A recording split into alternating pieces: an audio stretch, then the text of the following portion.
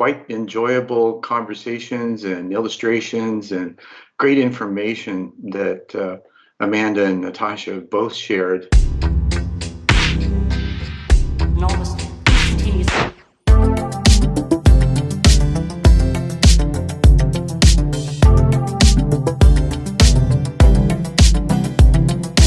Being able to create stories that have high impact is one of the greatest things that we can achieve in our own professional lives.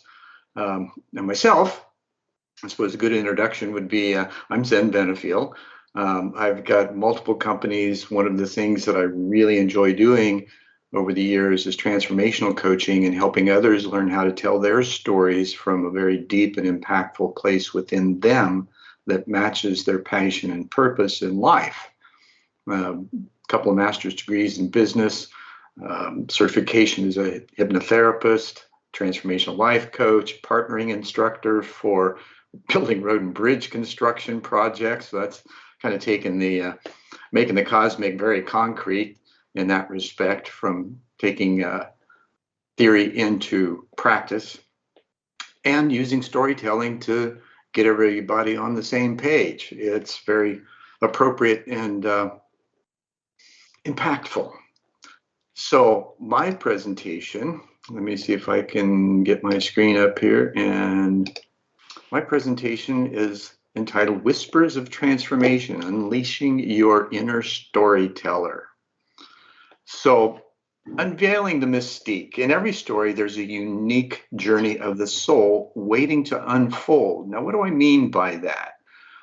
Well, for instance, the picture that I have here, it looks like I'm in jail. I kind of was. It was at a muscular dystrophy fundraising event.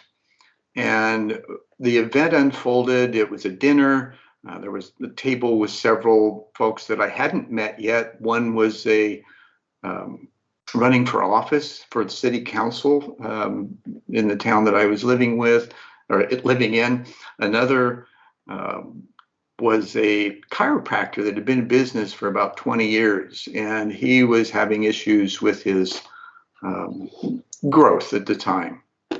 And so we began talking, and I gave him kind of some wonderful suggestions and had a little moment of being able to give him an exercise. And I'd like you all to try this as well, because it really works. Now, what that is, it's designed to put you in the present moment. What it entails is very simple. You just put your fingertips together, deepen your breathing, focus on your fingertips, and try to feel your heartbeat in them. Now, if you're doing that right now, you'll notice that by doing so, you're out of your head. You're into your feeling. So this is the emotional area that you're going to be able to use to impact your audience. And being able to pause in that, practicing this technique over time will allow you to have those brief pauses in moments where you need to recenter and be able to speak eloquently from that place of connectedness with the other. Now, the hypnotherapy or the hypnosis side of it is twofold. It's self-hypnosis for you to be able to get into that place. And it's also effective in the other to bring them there too, because there's a shared energy space that you'll notice, especially if you're you're somewhat self-examining in your conversations with others, you'll be able to notice this. So long story short, 7 years later, he calls me up, this chiropractor, and says, "Hey, Zen, I think I'm ready for you." And so with structured sessions that included some visualization and taking him into areas of seeing his own business and just being present with that and creating his own story within that, allowed him to triple his monthly income in a matter of 90 days. It was pretty phenomenal. So now the enchantment of hypnotic storytelling is that we unveil the unique fusion of hypnosis within our storytelling. Now this photo is one of me from a long time ago. It was 1989 at Woods Canyon Lake in northern Arizona. And in this activity, there was an opportunity to share a story of high impact that allowed me to bring people into the visualization. Now, this is something that, as we're speaking to others, you want to create the environment that is, first of all, psychologically safe and intellectually humble, so that there is a sense of not just compatibility, but of actual sharing purpose, passion, and understanding in that moment of being able to exchange energy and information effectively so that everybody wins. It's not just a win-win situation. It's a win-win-win. It's a win for the presenter, for you. It's a win for your audience in how you're able to impact their lives. And it's a win for others as that activity ripples out through their own lives as well as your own.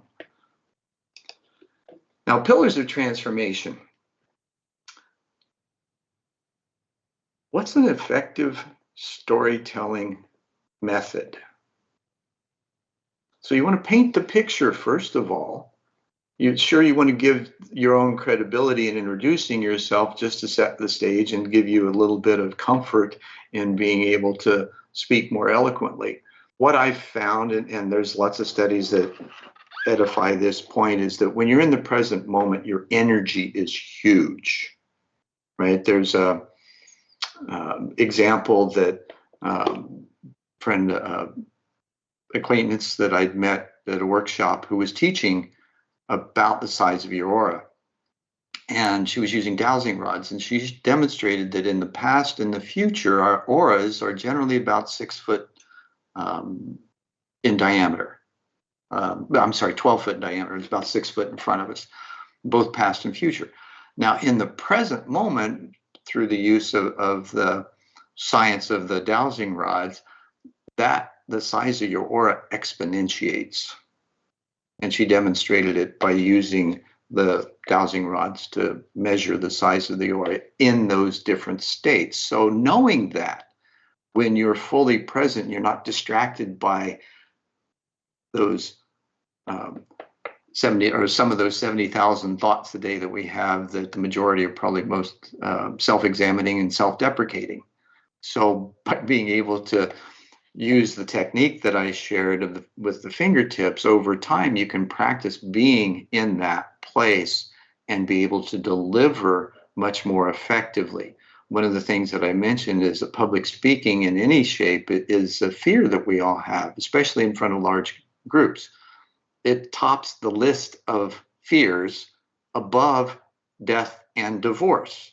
So to even take the opportunity to walk through that door of fear and allow yourself to be present is a great opportunity to accelerate your own growth as well as those around you that you're speaking with. As Amanda alluded to, and I think it was Natasha that actually spoke to the 3 methods of communicating. And with Erickson's work, he has given so much capacity for just exploring those dynamics. You know, sometimes we don't know about things, and we don't know what we don't know. When we're introduced to theories, techniques, opportunities to experiment and explore and develop our own voice, there's just a tremendous amount of growth involved, addressing fears, overcoming them. And as you do it, even as a coach, whenever I'm inquiring of others and setting that safe space where it's intellectually humble and psychologically safe, the questions that come up by being able to be present facilitate their development And I also wouldn't be worth a darn if those weren't also self-examining questions for myself. Because if I don't walk the talk, how can I expect another to? And I think that's pretty critical in being present and delivering messages and developing relationships, whether it's individual or organizational or at corporate company and global levels, especially now in these times of storytelling and virtual storytelling and groups and things like that, where the effects of COVID have greatly accelerated our personal development and being able to share from more intimate, truthful, often, I want to say, prophetic places because of what we understand our own personal missions to be, just not necessarily being able to articulate them effectively yet, because that the gap between the inner and the outer realities, we're bereft of talking about the inner realities. And that's where this emotion, this energy, this authenticity comes from. And developing those kinds of conversations might be a little scary at first, especially if you've had some weird stuff happen that you're wanting to share just to get some feedback on. You know, in the past, that has happened to me. Didn't get, the listening wasn't there, was viewed as a bit crazy, and so I got the stiff arm. Many of us do that because we don't know how to articulate effectively and be in that almost hypno voice where we're able to share with effectiveness and authenticity that's felt by others and embraced, rather than having the resistance to it and being seen in ways that we know we really aren't. Because we're all divine beings. And it's like the 15,000-year-old Botanic philosophy. We're all divine threads incarnate, capable of God consciousness. Well, what is that? That's being able to talk to yourself and co-create your reality as a result. That's so beautiful. Anyway, now I've got a question for you, Zen. Sure. I wanted to help me clarify something, of course, because now we are preaching the gospel of using storytelling in business. And we are saying this because we are fully sure that it is helpful. But let's say we are talking to an individual who haven't tried it. What would you say are the effectiveness of business storytelling? Why would you say somebody should use storytelling in business? Share with me. Life is about stories. That's how we live our lives. We live stories. Now, the more effective that we can tell a story from presenting a problem, creating the solution, or offering the solution, and then showing how that solution actually creates benefits for the client, the business, whatever problem solution we're attempting to integrate and solve. This opportunity to create a story of how that works gives us the ability to share details, to share progress, to share a process, and to lead our intended audience to a place where they can make an informed choice that benefits them. So that storytelling process is how we deliver information. You know, selling's not telling, right? And telling's not training. Once you're trained to be able to deliver, once you train yourself or take classes, which are always optional as well, this is a learning process. The more effective you can tell the story and practice it over time, the more authentic you can be in the moment in taking an example from your quiver of arrows that offer examples for the individual that you're speaking with. And it depends on what field, what industry, what your products, what your services are. All of these things can be encompassed by this process of being able to tell an effective story to lead your client or whomever to an effective resolve. And because we are talking about hypnosis and storytelling in business, How would the power of hypnosis help you to become a better storyteller, and in this case, storytelling in business? Understanding language, first of all, how it's used, the cadence in which you can use it. When you are attempting to lead someone into a beneficial choice for them, whether it be a beneficial choice for you, as in, garnering a sale or a client or something like that. If you're at it just to do sales, you're probably not going to have the best results you're after, because you want to serve your clients. And in so doing, being able to share the effectiveness, your tone, your voice, your body language, all of these subtle signals, which is really what hypnosis is about. It's the subtleties that are recognizable and will be embraced by your intended audience in ways that lead them to trust you.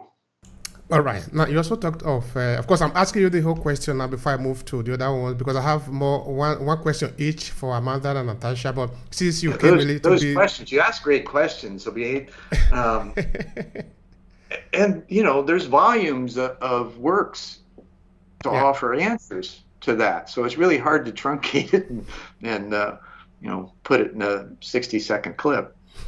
I understand. It's okay. Now, you talked also about creating a psychological safe place for business communication. And in this case, I understand we are talking about using storytelling and hypnosis, all of them put together. But this is my curiosity. How do you do that? Can you share some experiences with us? Well, creating a safe place, first of all. Here's an example from way back. I was part of an organization that put together huge events that drew 250,000 people over a weekend and over one night. The weekend was an arts festival. I was in charge of an area that had 350 vendors and 20 food vendors. This particular year, the map layout that we got had a dozen vendors on a side street, and I knew right away they would not get any foot traffic, and they would be really upset because of that. I'll just put it that way. And I knew that I would get a call on the radio at some point to address that. When it came, they were all in the warehouse that we used, and I went into the warehouse and they're standing in a circle, and I could tell they're all just pissed because of what was happening. And knowing that, I stepped into the middle of the circle and I simply asked them, how can I help you? Because they didn't know that I knew at that point, or maybe assumed that I did. And so each one of them I turned to and allowed them to speak their piece. I didn't interrupt. I wasn't defensive. I just listened, knowing what the solution was going to be ahead of time. And that was simply to move them to another area. And so I listened to all of them. At the end of it, I said, here's what I think I hear you saying. You're not going to have foot traffic and you want to be moved. Now, none of them were that specific in that information. They were just angry. And so they were all over, you know how angry people get. They spew all kinds of stuff. They never really say specifically what they're angry at, because they're angry. It's emotional. So by providing that psychologically safe environment to where they could be heard without resistance, then when I said, here's what I think I hear you saying, and all of them just, it was just spectacular in the relaxing of their bodies that happened instantly. They just went, oh, somebody heard us, right? And so I said, okay, give me a half hour and let me see what I can do. So there was an area and I made things happen, got it moved. And so just in that, by being able to pause and most of the time, we're deathly afraid of conflict and run from it every chance we get. Why do we do that? In being able to understand that, like with that group, what's the worst that's going to happen? I'm going to hear some angry voices. Nobody's going to pick up a gun and shoot me. So I'm pretty safe, as you would be or others would be in similar situations. Nobody's going to get physically aggressive in those kinds of situations. You're not going to have the physical aggression in your company or your organization or anything like that. Yet that fear still overrides how you behave in the moment. So by recognizing that, and I'll just put it this way, when you're in love, right? Perfect love has no fear. So imagine yourself loving what you do so much that there is no fear in what you're capable of in providing results. And that is really powerful. But I will ask you the last question there, because you talk of be afraid. You mentioned it before, be afraid of public speaking, that maybe having a story, understanding your story, or maybe using the power of hypnosis could help you overcome that. I think I sort of got the message like that. I don't know if that is what you said exactly, but could you confirm that? And how could this be a reality? I mean, how could maybe hypnosis or understanding the power of hypnosis and storytelling help you overcome public speaking? Is the last question. Please go. Sure. Hypnosis is always about self-hypnosis first. You can use it to help others. When you're helping others, it's still them working on themselves through the words that you articulate and the picture that you paint for them to be able to enter the scenery, if you will. Most effectively, though, you're talking to yourself all the time. That's hypnosis. This is what Erickson goes into, Maxwell Maltz goes into. It's that internal dialogue that you have with yourself. And as long as it is in any way self-defeating, you're not going to be able to be fully present in your public speaking, because there's always going to be that, oh, am I saying the right thing? Am I being heard? Is my message getting across? Am I effective? All those kinds of things. Whereas when you're free of that and you're fully present and being authentic, none of that matters. You're just giving who you are, and it'll be received from that place by those who are capable of receiving it. Those who don't, not your business. Right? All right. That's fair enough. Thank you so much for that, Ben. I appreciate that.